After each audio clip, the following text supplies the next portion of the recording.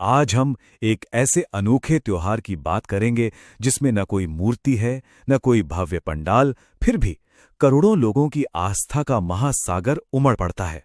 जी, ये त्योहार है छठ पूजा, जो बिहार, झारखंड और पूर्वी उत्तर प्रदेश की एक गहरी सांस्कृतिक पहचान है। ये सिर्फ एक पर्व नहीं, बल्कि प्रकृति, समुदाय और आस्था के संगम का एक खूबसूरत उत्सव है। जरा सोचिए, क्या कोई त्योहार ऐसा भी हो सकता है जहां मूर्ति पूजा ना हो, कोई दिखावा ना हो, फिर भी श्रद्धा और भक्ति में कोई कमी ना आए? छठ पूजा असल में इसी सादगी और पवित्रता की एक मिसाल है, और यही बात इसे बाकी सभी त्योहारों से बिल्कुल अलग और बहुत खास बना देती है। तो दरअसल छठ पूजा पूरी तरह से प्रकृति की उपासना का पर्व है। इसमें सीधे सीधे सूर्य देव और उनकी बहन मानी जाने वाली छठी मैया को अर्घ्य दिया जाता है। मतलब ये त्योहार सिर्फ बाहरी साफ सफाई पर नहीं, बल्कि मन की पवित्रता और सबकी भागीदारी पर जोर देता है। तो चलिए इस अनोखे पर्व के अलग अलग पहलुओं को थोड़ा और करीब से समझते हैं। तो सबसे पहले बात करते हैं छठ पूजा की सांस्कृतिक आत्मा की। देखिए, ये सिर्फ एक त्योहार नहीं है, बल्कि बिहार और आसपास के इलाकों की जो लोक संस्कृति है, जो वहां की परंपराएं हैं, उनका एक जीता जागता खजाना है। इस त्योहार की हर एक बात में संस्कृति घुली हुई है।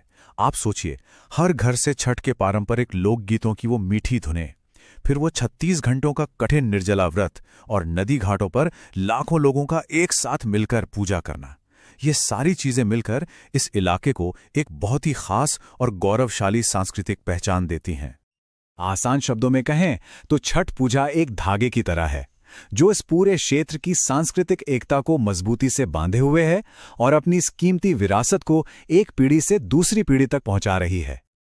अच्छा, अब आते हैं छठ पूजा के दूसरे और शायद सबसे खूबसूरत पहलू पर, और वो है सामाजिक समरसता।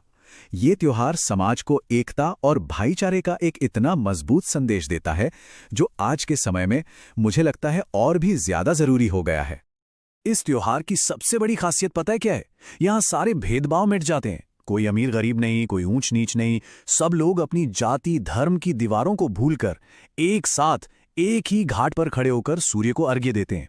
ये जो नजारा होता है ये सिर्फ सामाजिक एकता को ही मजबूत नहीं करता, बल्कि आपस में सहयोग और अपनेपन की भावनाओं को भी जगाता है। और जैसा कि इस बारे में कहा भी गया है, ये पर्व समाज में समानता और भाईचारे का संदेश देता है। मतलब सिर्फ एक लाइन में इस त्योहार की पूरी सामाजिक ताकत और इसका महत्व छिपा हुआ है। और अब इसका तीसरा और आज के दौर में शायद सबसे जरूरी पहलू, वो है पर्यावरण के प्रति चेतना।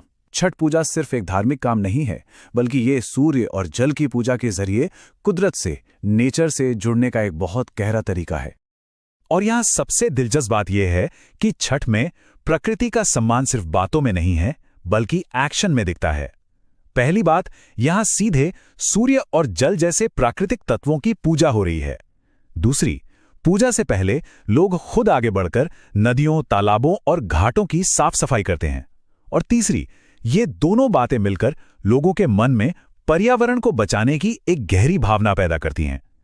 तो सीधा सा मतलब यह है कि छठ पूजा प्रकृति का सम्मान करने का एक बिल्कुल साफ और पावरफुल मैसेज देती है।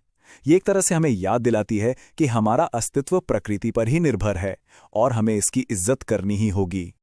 तो अब तक की सारी बातों से ये तो साफ है कि छठ पूजा सिर्फ एक धार्मिक अनुष्ठान भर नहीं है, ये तो संस्कृति, समाज और पर्यावरण के बीच के एक बहुत मजबूत और अटूट रिश्ते का जश्न है।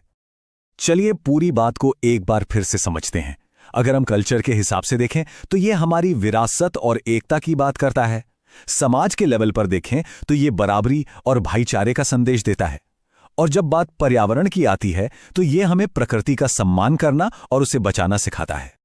तो ये कहना बिल्कुल गलत नहीं होगा कि छठ पूजा इंसान और प्रकृति के बीच तालमेल बिठाने की जो महान भारतीय परंपरा है, उसका एक जीता जागता सबूत है, जो सदियों से हमारे सामने है। और आखिर में एक सवाल, आज के समय में जब पूरी दुनिया क्लाइमेट चेंज और पोल्यूशन जैसी बड़ी बड़ी मुश्किलों से जूझ रही है, तब इंसान और प्रकृति के बीच बैलेंस बनाने का ये प्राचीन संदेश कितना ज्यादा जरूरी और रेलेवेंट हो जाता है। ये सोचने वाली बात है ना?